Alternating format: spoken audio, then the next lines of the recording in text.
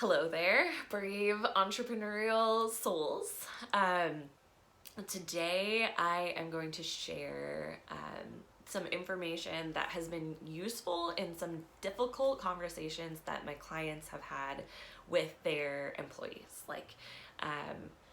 specifically conversations that have to do with ending employment or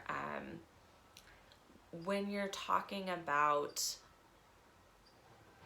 behaviors that need to be changed in order for you to continue working with someone. These are conversations that are difficult. They're difficult to deliver and they're difficult to be on the receiving end. And so one of the lenses through which to think about these conversations is trauma and the trauma responses. And the trauma responses there are 4 of them. There's fight, flight, freeze, and fawn. I feel like I always miss one of them. So fight is, argumentative.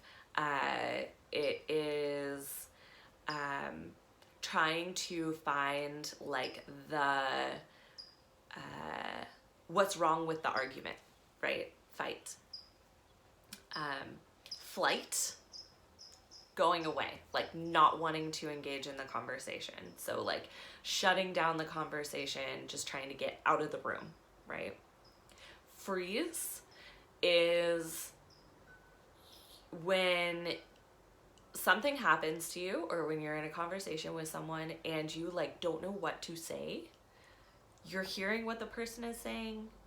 You're not able to respond. And you oftentimes after the thing happens, then you're oh yeah, I wanted to say, this is what I should have said. This happens a lot when there is harassment in the workplace. Someone will say something crazy and the person will be like, wait, what? That just happened? And then, down the line, it comes out that this thing happened, but they didn't respond. And so they feel because they didn't respond right away, it makes it the unacceptable behavior never happened. And then the last one is fawn. This one also kind of a common response relating to harassment in the workplace.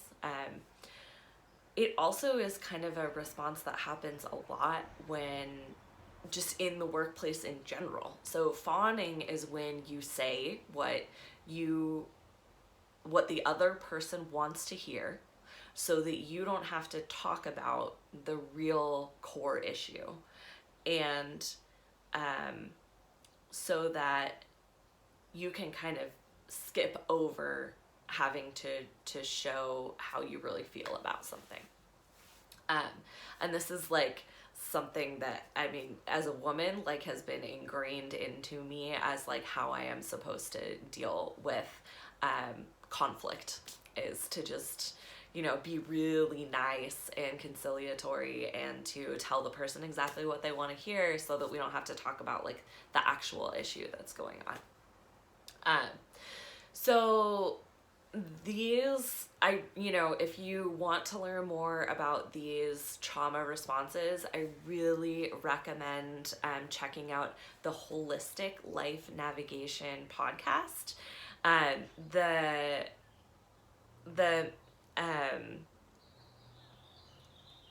The Luis who runs the podcast is just wonderful. I've been learning so much from him.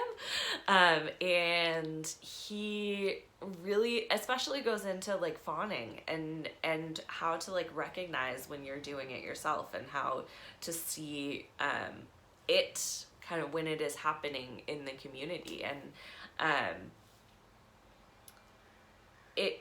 as you are having difficult conversations with people, keeping these kind of trauma responses in mind so that you can see what is happening on the other side can help you to take a step back, to allow for all of the feelings to happen and to be there, and then to come back to the conversation in a different way.